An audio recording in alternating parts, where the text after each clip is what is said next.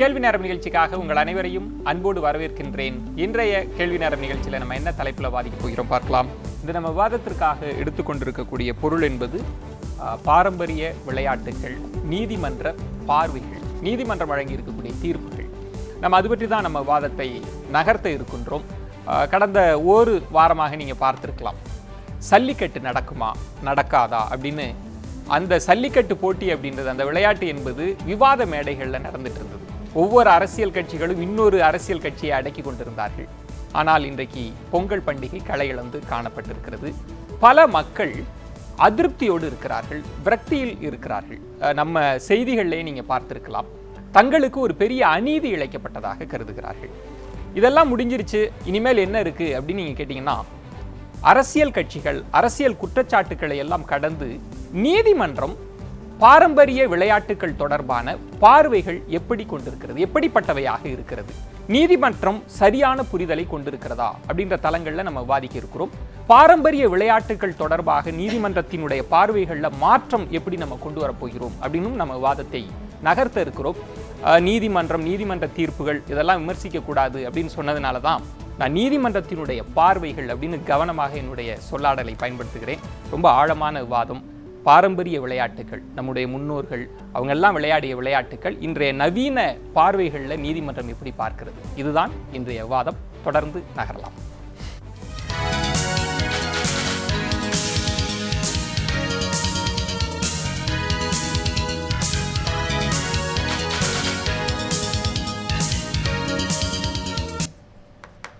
கேள்வி நேரத்திற்கு மீண்டும் வரவேற்கின்றேன். நீங்கள் இந்த விவாதத்தை பார்க்கிற போது பெரும்பான்மை மக்கள் அவங்களுடைய உணர்வுகள் ஒரு பக்கம் இருக்கிறது, மத்திய மாநில அரசுகளினுடைய நிலைப்பாடு, இதில் பெரும்பான்மையான பங்கு வகித்தது அப்படின்றது நீதிமன்றம், நீதிபதிகள் கொண்டிருக்கக்கூடிய பார்வைகள் தான் ஒரு முக்கியமான இடம் வகித்திருக்கிறது. அதுதான் இன்றைக்கு சல்லிக்கட்டு நடக்க விடாமல் தடை விதிக்கக்கூடிய ஒரு சூழல் ஏற்பட்டிருக்கிறது. நம்ம அந்த இடத்திலிருந்து தான் இந்த விவாதத்தை நகர்த்தணும் அப்படின்னு நான் நினைக்கிறேன். ரொம்ப கவனமான விவாதம். தொடர்ந்து நம்ம நகரலாம்.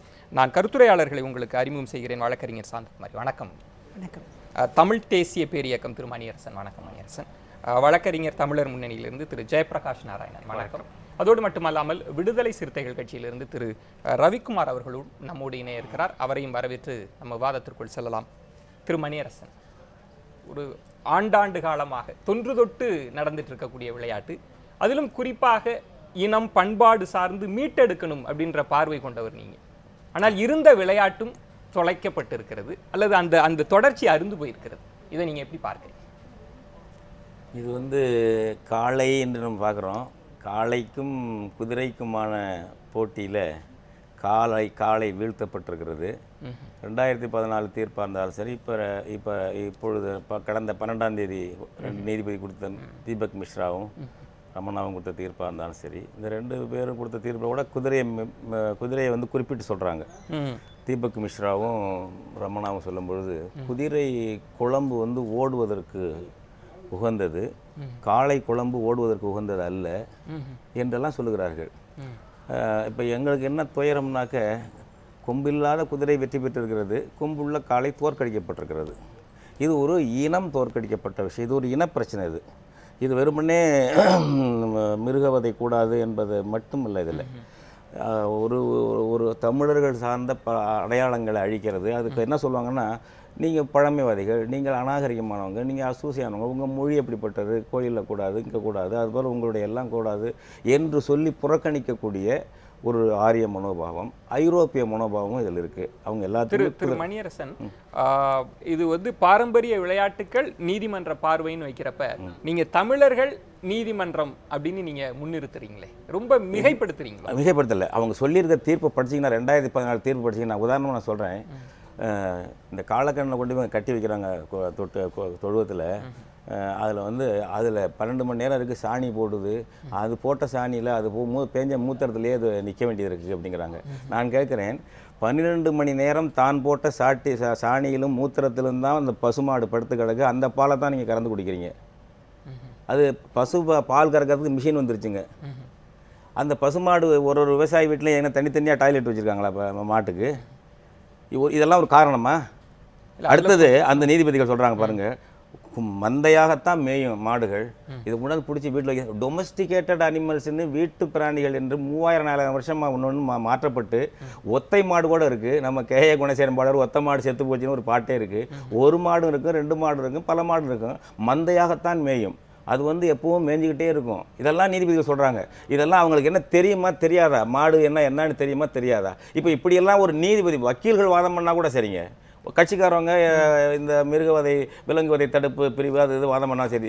நீதிபதிகள் இந்த மாதிரி சொல்லுகிறார்களே, குழம்பு வந்து குதிரை ஓடும் மாடு ஓடாதுன்னு சொல்லியிருக்காங்களே இந்த 12ஆம் தேதி தீர்ப்பில், இது என்ன நியாயமா? இதெல்லாம் வந்து இது வந்து ஒரு சூடோ சயின்ஸு. நான் ஒரு தேர்ந்த வழக்கறிஞராக நீதிபதிகள் கொண்டிருக்கக்கூடிய பார்வைகள் அப்படின்றப்ப வந்து இங்க இருக்கக்கூடிய மக்கள்ல பெரும்பான்மை மக்களை கிராமங்கள்ல சொல்றது வந்து இவங்களுக்கு ஜல்லிக்கட்டை பத்தி என்ன தெரியும், இவங்க தீர்ப்பு கொடுத்துருக்காங்க அப்படின்னு.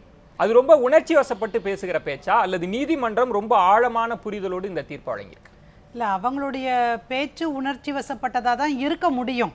ஏன்னா அது ஒரு பாரம்பரியமான விளையாட்டு, தங்களுடைய ரத்தத்தோடு கலந்த ஒரு நிகழ்வாக பார்க்கிற மக்கள் மத்தியில் நீங்கள் அறிவுபூர்வமாக சிந்திப்பதை காட்டிலும் உணர்வுபூர்வமாக சிந்திப்பதை தான் நீங்கள் எதிர்பார்க்க முடியும். ஆனால் அதுக்கு முன்னாடி நம்முடைய சகோதரர் மணியரசன் அவர்கள் சொன்ன கருத்தில் என்னுடைய மறுப்பை நான் தெரிவிக்க விரும்புகிறேன். நான் உடன்படவில்லை. ஏதோ ஒரு ஆரிய சதி தமிழர்களுக்கு எதிராக நடப்பது போலவும் அதனால் மட்டுமே சல்லிக்கட்டு வந்து தடை செய்யப்பட்டிருப்பது போலவுமான ஒரு தோற்றத்தை அவர் தருகிறார். அப்படி பார்க்கக்கூடாது அப்படின்னு நான் நினைக்கிறேன். ஏன்னு கேட்டாங்கன்னா அங்கே உட்கார்ந்துக்கிறவங்க எல்லாரும் ஆரியர்கள் தான், அத்தனை பேரும் தமிழர்களுக்கு எதிரி தான் அப்படிங்கிற பார்வை வந்து மிக தவறான ஒரு கண்ணோட்டமுடையதாக பார்க்கலாம். இது சாணி போடுதா இல்லை 12 மணி நேரம் அங்கே இருக்குதா, அதை எல்லாம் தாண்டி நின்று நம்மிடம் இருக்கக்கூடிய சட்டங்கள் எவை இதுல வந்து அந்த பிராணிகளை பாதுகாப்பதற்கு என்ன மாதிரியான சட்டங்கள் இருக்கிறது, இது வந்து எந்த ஷெட்யூல்ல வருது, முதல்ல இதை யார் தீர்மானிக்க வேண்டியவர்கள், இந்த விலங்குகள் பாதுகாக்கப்பட வேண்டிய விலங்குகளா, நீங்க இதுல என்ன சட்டம் சொல்லுவது என்கிற வரையறைக்குள்ள நின்றுதான் அரசியல் சாசனம் காட்டியிருக்கிற வழிமுறையில் நின்று மட்டும்தான் அவர்களால் யோசிக்க முடியும். அதை தாண்டி ஆமாம் எனக்கு ஜல்லிக்கட்டு மேலே ஒரு ஆசை இருக்குது, நான் பார்க்கணும், விருமாண்டி படத்தை 4 தடவை பார்த்தேன், கமல்ஹாசன் அது மேலே தொத்திட்டு போகிறதா அவ்வளோ நல்லா இருந்தது அப்படின்னு சொல்கிற என்னுடைய உணர்வுகளுக்காக அவர்கள் பதில் கொடுக்க முடியாது. சட்டம் என்ன சொல்லுகிறதோ சட்ட வரையறைக்குள் நின்று மட்டுமே பேச வேண்டும். இதுல சாதியத்திற்கு, இனத்திற்கு அல்லது வேறு எந்த விதமான சதிகளுக்கும் இடமில்லை என்று நான் நினைக்கிறேன். ஜெயபிரகாஷ் நாராயணன் முழுவதுமாக சட்டத்தின் துணை கொண்டு பார்ப்பதை தான் அவங்களும் சொல்றாங்க. இதை வந்து நம்ம ரொம்ப மிகைப்படுத்தி தமிழர்களுக்கு எதிராக ஒரு சதி நடந்துடுது அப்படின்னு நம்ம புரிஞ்சுக்க முடியுமா? ஏன்னா அவங்க தெளிவாக, ஏன்னா பல தீர்ப்புகள் தமிழர்களின் உரிமை சார்ந்தும் இதே உச்சநீதிமன்றம் தான் தீர்ப்பு வழங்குது. அதுவும் இப்போது இந்த ஜனநாயகத்தின் 4 தூண்கள்ல நம்ம பெரிதாக நம்புவது நீதிமன்றத்தை தான். நம்ம பல ஊழல் வழக்குகள்ல நீதிமன்றத்தை தான் நம்புறோம், நாடாளுமன்றத்தை கூட இல்லை. அப்படி இருக்கிறப்ப நம்ம எப்படி இதை புரிஞ்சுக்கிறது? இல்லை, பொதுவான இந்த நம்பிக்கைகள் மக்களுக்கு இருந்தாலும், நீதிமன்றத்தின் மீது இந்த நம்பிக்கைகள் மக்களுக்கு இருந்தாலும், தீர்ப்புகள் அல்லது நடைமுறைகளை பொறுத்த வரைக்கும் தோழர் மணியரசன் கூறியது போலதான் இருந்திருக்கிறது. குறிப்பாக இந்தியா போன்ற ஒரு நாட்டில் பல இனங்கள் வாழக்கூடிய, பல பண்பாடு மரபுகளை கொண்ட மக்கள் வாழக்கூடிய ஒரு நாட்டில் அந்த மக்களுடைய பண்பாட்டை மரபுகளை தெரிந்து கொள்ளாமல் அது சார்ந்த வழக்குகளில் தீர்வு காண்பது என்பது சாத்தியமில்லை. சட்டத்தின் வழிதான் தீர்வு என்றாலும் அந்த சட்டத்துடைய பொருள், அந்த வழக்குக்குரிய பொருளாக இருக்கக்கூடிய அந்த மக்களுடைய சிக்கல்களை புரிந்து கொள்ளாமல், முழுவதுமாக புரிந்து கொள்ளாமல் தீர்வை தருவது என்பது சாத்தியமில்லை. அந்த வகையில்தான் ஒரு முன்னோடியாக ஒரு நிகழ்வை கூட நாம் சுட்டி காட்டலாம். 1977 தமிழகத்துடைய தலைமை நீதிபதியாக விளங்கிய MM இஸ்மாயில் என்கின்ற நீதியரசர் அதற்கு முன்பு இருந்த அந்தந்த மாநிலத்தை சேர்ந்த நீதிபதிகள் அந்தந்த மாநிலத்துடைய நீதிபதிகளாக பொறுப்பு வகிக்க வேண்டும் என்ற நிலையிலிருந்து அவசர நிலை காலகட்டத்தில் புதிதாக கொண்டு வரப்பட்ட ஒரு மாநிலத்திலிருந்து ஒவ்வொரு மாநிலத்திலும் 1/3 பங்கு நீதிபதிகள் வேறு மாநிலத்திலிருந்து கொண்டு வர நீதிபதிகளாக அமர்த்தப்பட்ட ஒரு நிலையில் அந்த நிலையை மறுத்து MM இஸ்மாயில் அவர்கள் வேறொரு மாநிலத்தில் நான் பணியாற்றும் பொழுது அந்த மாநிலத்துடைய பண்பாட்டு மரபுகளை நான் அறிந்து கொள்ளாமல் என்னால் தீர்ப்பு வழங்க முடியாது, அதனால் என்னுடைய மாற்றலை நான் ஏற்றுக்கொள்ளாமல் நான் இந்த பதவியிலிருந்து விலகுகிறேன் என்று தன்னுடைய பதவியை துறந்தார் நீதியரசர் MM இஸ்மாயில் 1977. ஆக ஒரு நீதிமன்றம் ஒரு சரியான தீர்வை, ஒரு நீதியை சமூகத்துக்கு வழங்க வேண்டும் என்றால் இந்த பல்வேறு வகைப்பட்ட மக்களுடைய பண்பாடுகளை மரபுகளை தெரிந்திருக்க வேண்டும். அந்த வகையில் இந்த இந்திய நீதிமன்ற அமைப்பு முறை இல்லை. அதனால் இந்த சிக்கல்களுக்கு இந்த நீதிமன்றத்தால் தீர்வுகளை தர முடியாது. இது ஒரு இடைக்கால தடை என்று நாம் வழக்கத்தில் சொன்னாலும் இது தொடர் தடைகளுடைய இன்னொரு தடையாக தான் நாம் பார்க்க வேண்டியிருக்கிறது. திரு ரவிக்குமார், ஒரு பண்பாடு சார்ந்த பார்வைகளில் நம்ம சட்டத்தின் துணை கொண்டு மட்டும் பார்த்துவிட முடியாது, பண்பாட்டை புரிந்து கொள்ளாமல் தீர்ப்பு வழங்கப்பட்டிருக்கிறது, நீதிமன்ற பார்வை இருக்கிறது அப்படின்னு சொல்லக்கூடிய பார்வைகளை நீங்க எப்படி பார்க்கிறீங்க திரு ரவிக்குமார்? இல்லை, இதில் நமக்கு இருக்கிற அடிப்படையான பிரச்சனை என்ன என்று நான் நினைக்கிறேன்னா, மனிதர்களுக்கு உரிமைகள் இருக்கிறது என்பதையே இன்னும் நம்முடைய மனம் முழுமையாக ஒப்புக்கொள்ளலை. சக மனிதர்களுக்கு இருக்கிற உரிமைகள் என்ன, சட்டம் வழங்கியிருக்கிற உரிமைகள் என்ன, அதை நாம் மதிக்க வேண்டும் என்பதை கூட நாம் இன்னும் ஏற்றுக்கொள்ள பழக்கப்படவில்லை. அதனால் அந்த மனித உரிமைகளெல்லாம் மீறி கொண்டிருக்கிறோம். இந்த நிலையில் விலங்குகளுக்கு உரிமை இருக்குது அப்படிங்கிற ஒரு சட்டத்தை நம்மளால் ஏற்றுக்கொள்ள முடியல. இந்த மனம் அதுக்கு எந்த விதத்துலையும் பழக்கப்படல. பிரச்சனை அதில் தான் இருக்குதுன்னு நான் நினைக்கிறேன். அடுத்தது, பண்பாடுங்கிறத ஒட்டுமொத்தமாக நம்ம சொல்ல முடியாது. அதை அது ஒரு அருவமான ஒரு விஷயந்தான், அப்ட்ராக்டான ஒரு விஷயந்தான். அதை நீதிமன்றம்லாம் தலையிடவே கூடாதுன்னு சொன்னால், நம்ம அரசியலமைப்பு சட்டத்தில் ரொம்ப தெளிவாக சொல்லியிருக்காங்க. பண்பாடுகள் மரபுகள் இதெல்லாம் அவ்வப்போது சமத்துவத்தை விரும்பி இயற்றப்படுகிற சட்டங்களுக்கு புறம்பானதாக இருந்தால் சட்டங்களை தான் ஏற்றுக்கொள்ளணுமே தவிர அந்த மரபுகள் பண்பாடு அப்படிங்கிற விஷயத்தை நம்ம ஏற்றுக்கொள்ள முடியாது என்று தெளிவாகவே அரசியலமைப்பு சட்டத்தில் விளக்கப்பட்டிருக்கு. எனவே இதை நம்ம அந்த மாதிரியான பொத்தாம்பதுவிலிருந்து இந்த விஷயத்தை நம்ம பார்க்க வேணாம் அப்படின்னு தோணுது. அடுத்தது, இப்போ இங்கே மத்திய அரசு நோட்டிஃபிகேஷன் கொடுத்ததில், அந்த எக்ஸிக்யூட்டிவ் ஆர்டர் போட்டதில் 2 விஷயத்த சொன்னாங்க. ஒன்று ஜல்லிக்கட்டு, இன்னொன்று ரேக்லா ரேஸு. இந்த ரேக்லா ரேஸ்லேயும் காளைகள் பயன்படுத்தப்படுது. அது பல மாநிலங்களில் அது நடத்தப்படுறது. அதையும் இன்றைக்கி நடத்த கூடாது என்று சொல்லி அவர்கள் தடுத்திருக்கிறார்கள். எனவே இது தமிழ் இனத்துக்கு மட்டும் இழைக்கப்பட்ட ஒரு அநீதி அப்படிங்கிறத மட்டும் அப்படியும் நம்ம பார்க்குறது அதில் இருக்கிற மற்ற விஷயங்களை பார்க்க தவறுதான் போய் முடிஞ்சிருமோ அப்படின்னு நான் நினைக்கிறேன்.